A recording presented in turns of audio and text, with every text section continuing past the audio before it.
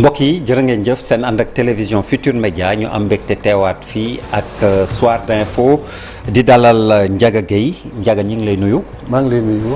alors yow yaay président association utilisateur des TIC bu ko déggee mooy jumtukaay yu xarala yi bokk na ci téléphone bi ak internet ñoomin seen dafa yemook Sonatel la ñu jox 5G bi nguuru Sénégal ARTP jaare ko ci ARTP mi nga xam ni moo koy doxalal wàllu woowu jox na 5G bi Sonatel 34 milliards yu teg lëf lañ ko joxee.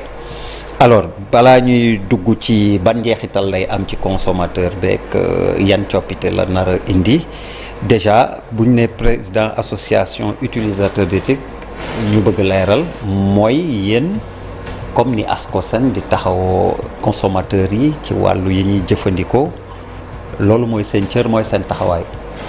waaw ñun ñu ngi liggéey di àq ak yelleefu doomu aadama yi ci jumtukaay yu bees yi ñu koy wax les droits de l'homme à l'ère numérique loolu mooy lan la ñuy sàmm pour sénégalais yi am ko mooy le droit d'accès à internet le droit d'accès à un internet libre sans censure sans restriction li ñuy sàmm mooy données personnelles u sénégalais yi bu ko kenn jël li ñuy sàmm mooy liberté d'expression nit ki am sañ-sañ jëfandikoo xarale yu bees yi muy réseaux sociaux yi muy internet pour wax xalaatam li ñuy sàmm mooy nit ki am sañ-sañ def ay réunion ci réseaux sociaux yi le droit de s'assembler et de se réunir donc ak yelleefu doomu aadama yi ci xarale yu bees yi ñun ci loolu la ñuy liggéey loolu la ñuy sàmm ngeen di yëngu alors bu ñu déggee 5G tamit ñu naan joxe nañ 5G lan mooy 5G 5G technologie très haut débit mobile la mooy boo ko xoolee mooy lu gën a raw 4G boo seet 4G day jox puis transmission données yi mooy ni muy fexee réseau bi gaaw ci données mobiles yi waaw ci données bi transmission bi 100 mégabits par seconde la 5G nag moo ko ëpp 3 à 4 fois moo ko ëpp doole donc dafa nekk technologie boo xam ne boo ko amee ci sa réew li ñuy wax les voitures connectées dina ko mën a am télémédecine bi dina gën a mën a yomb la technologie sur les objets connectés day gën a mën a yomb ndax puissance de transmission des données yi moo am doole moo am doole mais balaa ñu doon waxi 5G dinañ ñëw ci njeexital yeeg yooyu li ma wax est-ce que waruñu woon taxaw def bilan taxaw seetlu ci 4G bi biñ ci duggee su ma juumul 2015 ba léegi ndax yiñ ci doon xaar am na ndax tamit wàccoo nañ ak li nga xam ne nguur gi bu lay jox da ngeen koy xaatimoo ndax loolu yëpp jot na am ci sa xam-xam. Le préalable fondamental à l'élaboration d'une décision publique c'est de faire l'état des lieux. De faire un bilan. Oui. De faire une évaluation. moo tax may laaj ndax 4G bi évalué nañ ko. 2016 lañ ko fi indi. bañ fi indee 2016. ba tey lan la saafara ci jafe-jafe yi askan bi am ci xarale yu bees yi. xam nga lu tax sax ma la koy laaj yow war nga ki bi ñuy dugg léegi maa ngi lay woon sama téléphone. ne la man li ma jaaxal ñi ngi naan ñi ngi dem 5G. mais actuellement nii sama téléphone 3G la affiché. tuuti après ci la dellu si waat donc day bang day dem ak di ñëw. noonu la réseau yi di def réseau mobile noonu lay def. waaw mais man li ma lay wax nag. ba jamono ji bu dee damay gis sama téléphone di affiché 3G. léeg-léeg du tout le temps c'est vrai mais mi ngi koy def ba léegi. ci biir Dakar. en plus oui ak fii ñu nekk.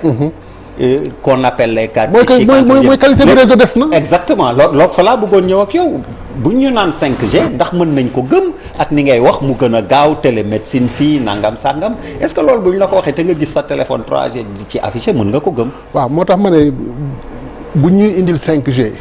xam nga lan la ñuy war a wax.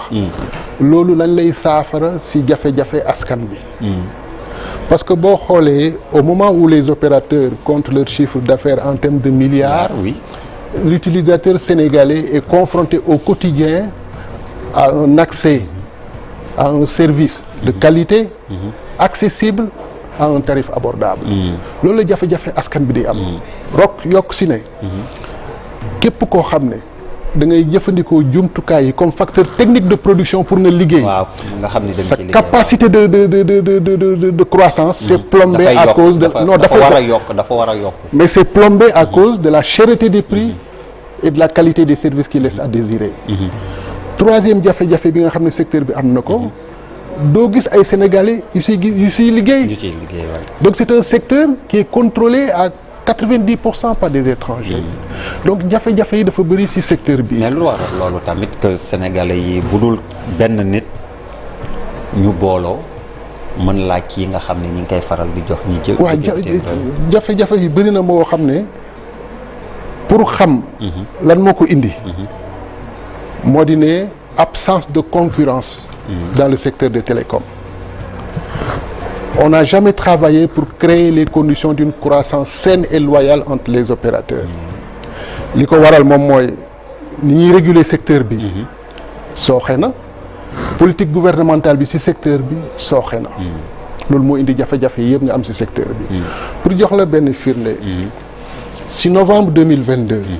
si la ARTP commencé di def une régulation symétrique des tarifs d'interconnexion. loolu mooy lan.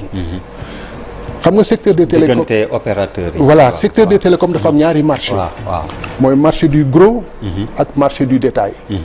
marché du détail mooy yow ngay dem jënd ci opérateurs yi mais opérateurs yi seen biir aussi dañuy jëndante ay services. noonu naka la demee maag yow bokkuñu réseau. exemple yow nga nekk ci réseau Orange man ma nekk ci réseau Free. man su ma émettre un appel bi day nekk dans le réseau de Free bi ma nekk. après pour ma jot la day quitter réseau Free. dem ci réseau Orange. maintenant man su may fay Free. li may fay Free. Free day jël pàcc boo xam ne jox ko Orange. moo koy moom waaw. parce que dañu utiliser réseau loolu la ñuy wax les tarifs de gros. tarif de gros nag boo koy réguler boo koy fixer. da nga ko war a def sur la base de coût de production des opérateurs. ki nga xam ne coût de production moo gën a néew moom moo war a am tarif bi gën a baax. boo ko yemalee mooy ñu def une régulation symétrique. mooy yéen ñëpp ngeen tolloo tarif. kooku yaa ngi avantagé. waaw dafa am ñooy gaañ effectivement. donc yaa ngi avantagé opérateur bi am base clientèle la plus forte. parce que tous les appels se terminent dans son réseau. mooy par exemple foo xoolee le dernier rapport de l'ARTP sur le marché des télécoms. Orange a une base clientèle de 12,2 millions lignes. mooy théoriquement 12,2 millions clients. Free à 5,1 millions. Expresso à 3,7 millions. Ça veut dire que les appels de Free et d'Expresso se terminent à plus de 60% sur le réseau d'Orange. Donc Free et Expresso sont actuellement en train de travailler pour Orange. Ils versent des milliards à Orange à cause des tarifs d'interconnexion, des tarifs de gros.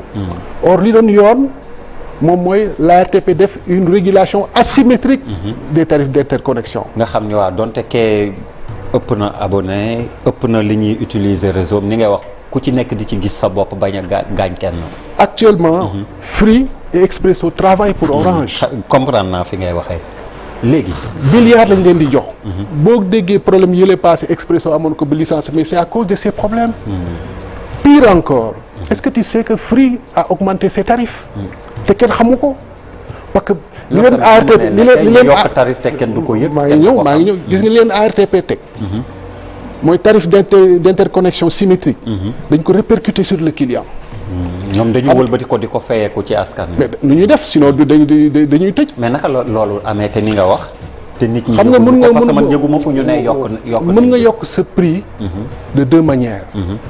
mooy nga agir sur l'offre mooy lan mooy que maa ngi lay bàyyi jaay benn forfait 1 giga à 1000 francs ma la bëtu léegi 50 giga à 1000 francs laa lay jaay xam nga loolu da ngay gis ne lii augmentation la du yoon. dama ne. su ma la doon jaay 1 giga à 1000 francs. après ma jékki-jékki ne léegi 50 giga à 1000 francs laa lay jaay. nga genn 500 mégaoctets. 500 mégaoctets laa lay jaay à 1000 francs. xam nga kooku augmentation la. mais su ma la nee maa ngi lay jaay 1000 francs 1 gigaoctet à 1000 francs. mais est-ce que xam nga ñaata nan laa la koy facturer xam nga xamoo ko. oui noo koy daggee waaw je vois waaw. xam nga nag kay xamee ne augmentation la. bu fekkoon yaa ngi am les mêmes usages. exactement 1 gigaoctet di la defal 2 jours. léegi 1 gigaoctet benn jour la lay defal. exactement waaw. mooy que tarification bi la ñu augmenté te loolu.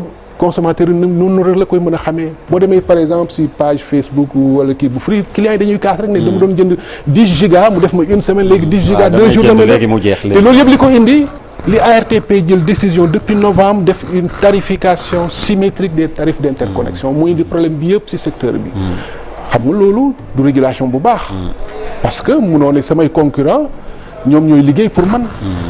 boo demee si yenn dëkk yi régulateur bi. day def une discrimination positive. waaw pour ñu néew doole. pour ñu néew doole ndax ñu mën si génn. waaw ñu mën ci génn waay. donc boobu jafe-jafe am na si secteur bi. mooy ni ñuy appliquer le code des télécoms mooy la régulation de l'ARTP. beneen jafe-jafe bi moom mooy la politique gouvernementale du secteur. xam nga ñun dañu am un modèle de régulation du secteur qui est basé sur le modèle français mooy que y a peu d'acteurs dans le secteur et ces acteurs sont protégés. loolu li muy indi mooy que entreprise du secteur dañu am croissance dem ba am doole joo xam ne dañu nekk une menace. ci waay jëfandikoo yi. voilà. loolu moo tax les entreprises du secteur bu ñuy grève tam ñu ne dañuy couper réseau bi. parce que xam nañu conséquences yi muy am ci utilisateurs yi. parce que réseau de téléphonie mobile léegi dafa nekk infrastructure stratégique au même titre que l'eau et l'électricité. moo tax état bi day contrôler électricité du ko jox ay étrangers parce que bu leen ko joxee mën nañ indi musiba ci réew mi ndox bi réseau infrastructure yi état bi moo ko moom à travers la SONES. Sen'Eau ne fait que commercialiser foofu aussi loxoom mi ngi ci biir bu baax mais secteur des télécoms secteur stratégique la boo xam ne état bi amul ci contrôle bien que l'état est présent dans le conseil d'administration des opérateurs de téléphonie mobile. loolu li muy indi pour ma firndeel la ko imagine un peu le réseau de Free et de Orange panne. Le Sénégal est à l'arrêt. On ne travaille plus. Est-ce que doole ju mel noonu war nañ ko jox des entreprises étrangères dans un pays. bàyyi leen di leen seetaan. non damay est-ce que doole ju mel noonu war nañ ko jox à des entreprises dans un pays. ñu am un développement une croissance ba dem ba constituer une menace pour la sécurité de ce pays. loolu warta am donc léegi il faut que ñu changer ni ñu réguler le secteur des télécoms. ñoom indi nañ fi une loi buy def le partage des infrastructures mooy que dañuy bokk ñoom ñëpp infrastructures yi. nee nañ indi itinérance mais am na lu manqué li manqué mooy modifier le code des télécoms. itinérance bi expliquer très rapidement rek ñu pour ñu xam. mooy que ngay utiliser réseau beneen opérateur. ak sa même voilà téléphone. voilà ngay utiliser le même opérateur. voilà ngay utiliser voilà donc je disais que actuellement lii indi problème bi yëpp ci secteur bi. parce que kenn mënu si biir mooy que opérateurs yi dañu nekk dans le marché du gros et dans le marché du détail. pour expliquer li ma la teg tànk fii teg tànk fee. xaaral ma expliquer mu gën a leer. imaginez par exemple ñiy jaay ceeb. Bokar Samba Dieye ou Moustapha Tall. ñu nekk producteur de riz. importateur de riz. grossiste demi grossiste détaillant.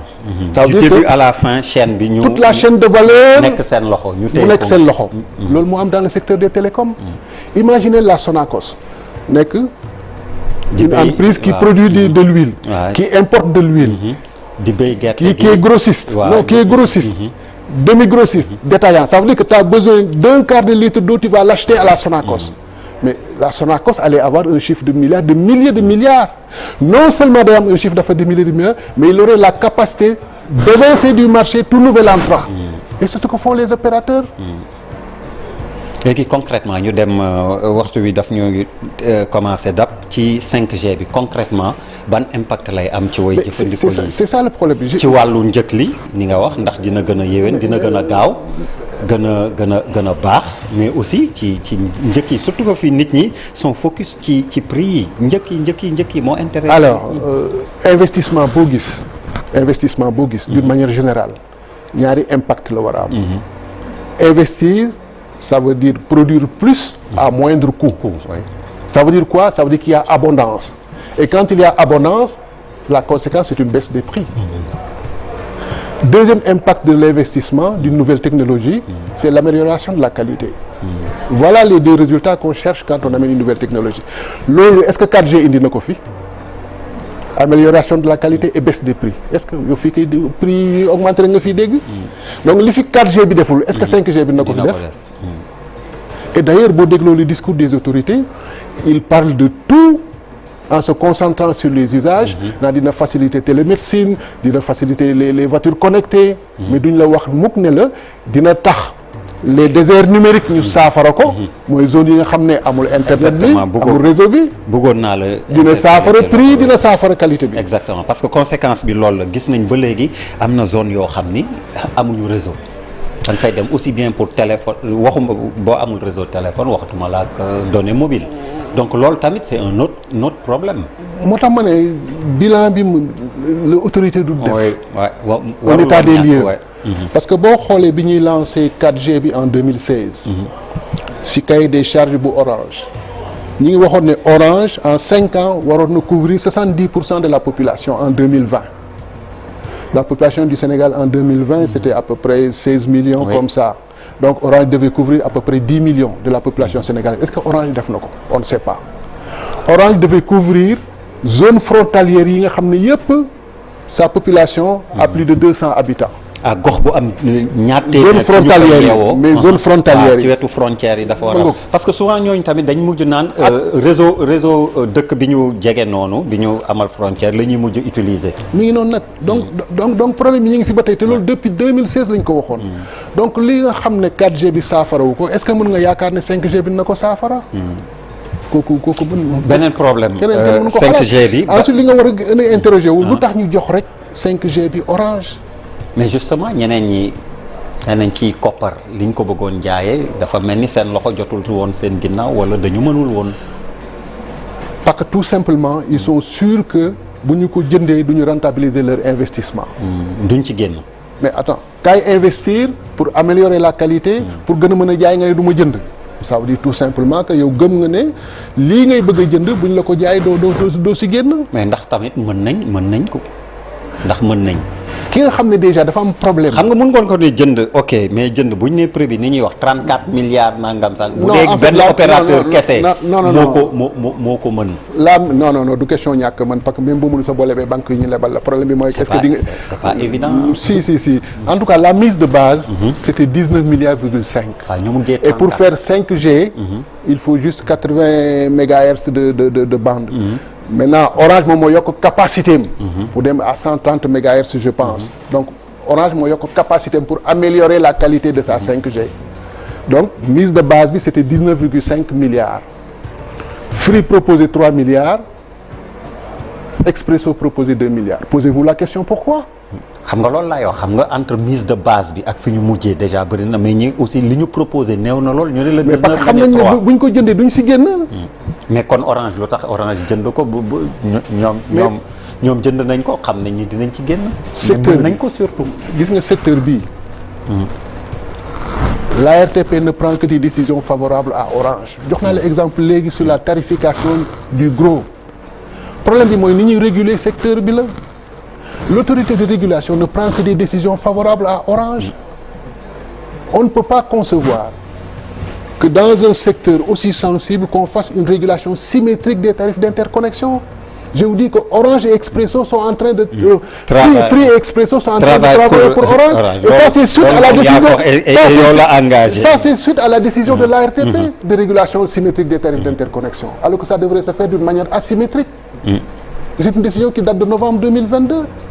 Donc aujourd'hui ne soyez pas surpris que Free ou Expresso soit évincé du marché à cause de cette régulation qui laisse à désirer. loo xam ne tamit dina intéresser téléspectateurs yi ak ni ngay wax waaye jëfandiku yi 5G bi téléphone yu bëri dañ ko nar a changer bu dee bëgg nga ci bokk ci ñiy am 5G bi parce que apparemment compatible ak téléphone yu bëri yoo xam ne jamono ji moom la ñuy yore di ko utiliser. loolu dëgg la mooy donc kooku it beneen problème la. loolu dëgg la mooy comme bi ñu indee 4G rek il fallait aussi nga changer téléphone pour mën a jot ci réseau bu bees bi 5G bi aussi bu ñu ko xasee ba commencer déployer il faut un téléphone compatible 5G mooy que di nga te yooyu téléphone actuellement ils sont pas bon marché. c'est-à-dire que du téléphone yu yomb téléphone yu cher la donc apparemment. bu ñu ko indee nii comme ça sans un accompagnement des utilisateurs la 5G sera pour des privilégiés. Mais je veux dire que de 3 opérateurs ñoo xam ne ñoom ñoo waroon jot ci 5G bi kenn ret jot ci la du test il y a un problème dans ce secteur. Il y a un problème dans ce secteur. Que Free n'accepte pas de payer 19 milliards Expresso pareil mais c'est un indicateur pertinent des difficultés que ces entreprises ont. Donc il faut fondamentalement changer de paradigme, il faut fondamentalement changer comme la régulation du secteur. La portabilité des numéros. Est-ce que vous avez entendu un travail que fait l'ARTP afin que les Sénégalais se l'approprient? Aucun travail. Donc, véritablement, si on veut que ce secteur-là puisse se développer au profit des Sénégalais, il est fondamental qu'on change la régulation du secteur et qu'on change de politique gouvernementale sur ce secteur-là. Nécessairement, il faut une disposition, modifier le code des télécoms, introduire une disposition qui interdise aux opérateurs d'être dans le marché du gros et dans le marché du détail. Loolu bu amee, xam nga luy xew, opérateurs yi nekk fii dañuy scindé wu en deux. benn pàcc bi day nekk opérateur d'infrastructure xam ne mooy gérer uniquement infrastructure yi, beneen pàcc bi nekk un opérateur virtuel comme Promobile. Loolu avantage NVO xaw voilà opérateur virtuel. Loolu xam nga loolu moom loolu la mooy avantage bi. Plusieurs opérateurs d'infrastructure lañ mën a ñëw Sénégal. Mieux encore, Sénégalais yu bëri dinañ mën a créer ay MVNO mën a dugg ci marché bi. Sénégal lañ ci mën a dugg. Posez-vous la question. U-Mobile lu tax duggul ci marché bi. Posez-vous la question pourquoi 2STV mobile duggul ci marché bi. Parce que xam nañ ne buñ marché bi ni mu mel actuellement buñ ci duggee ay jafe-jafe rek lañ ci am. laajal Promobile. Mais justement, est-ce que le marché est assez large. yaatu na yaatu koo xam ni. mën nañu dugal ay NBO ni ngay wax ba ñu mën a gis seen bopp ci business bi. Je vais vous donner le cas de Promobile. Oui. Promobile d'abord Free la bëggoon dem pour liggéeyal. Ils ont eu des problèmes mu dem Orange. Orange est le concurrent de Promobile. Oui. Est-ce que yow mën nga nekk le concurrent de ton fournisseur et vous travaillez sur le même marché? Ah dina jaf. Mënoo ko. Actuellement, la survie de Promobile dépend d'Orange. Promobile n'a aucune liberté, ni en termes de qualité de service, ni en termes d'accessibilité, ni en termes de tarification. Ni en termes de tarification. Promobile n'a aucune liberté. Aujourd'hui, la survie de Promobile dépend entièrement d'Orange. Vous vous rendez compte, un Sénégalais investit des milliards et sa survie dépend de son concurrent. C'est parce que les opérateurs sont dans le marché du gros et dans le marché du détail. Mooy li ma la doon wax. Orange bu ko neexoon tey léegi Promobile disparaît. Mais détail bi tamit xam nga ci la ñuy amee lu bëri ah. Non non je vous dis que. donc bàyyi ko par exemple demander à opérateur bu mel ni Orange wala Free de ne pas être dans le détail dafay jafe. Nee naa la tout à l'heure bu ñu modifier le code des télécoms entreprises yi dañuy scindé wu en deux. benn bi day nekk opérateur d'infrastructure mooy gérer infrastructure yi beneen bi day nekk MVNO donc ils seront toujours présents dans le marché du détail du détail mais autrement ouais. Si on les laisse toujours être dans le marché du gros et dans le marché du détail non seulement ils vont amasser des milliards en chiffre d'affaires mais ils auront la capacité d'évincer tout acteur du marché waaw ku leen bëgg xatal wala yooyu mën nañ la ci fi ne ni bu ñu bëggoon liquider Promobile dañ koy liquider tout de suite dootul exister et bien avant ils l'ont fait. Regarde-moi les prestataires de services, les téléservices qu'il y avait au Sénégal. Opérateurs yi ñoo leen liquider. Naka lañ leen liquider. Naka. Parce que les téléservices évoluaient dans la tranche de 500 francs, 100 francs, 300, 500 francs. Au moment où les opérateurs ont commencé à vendre à 100 francs, 200 francs de crédit, on les a liquidés. Effectivement, ñoom dootuñu am kii. Avant loolu, au début des années 2000, il y avait 5 fournisseurs d'accès mobile. Ils ont tous été évincés du marché, liquidés par les opérateurs. loolu dinañ ci ñëwaat ñàkkul ba ci yeneen émission ndax waxtu wi dab nañu. Ndiaga Gueye président association utilisateur des TIC Mamadou Mohamed Ndiaye teew na gannaaw xibaaru marax yi dinañ dellu si waat ci kattanu borom bi mottali soir d'info jërë ngeen jëf.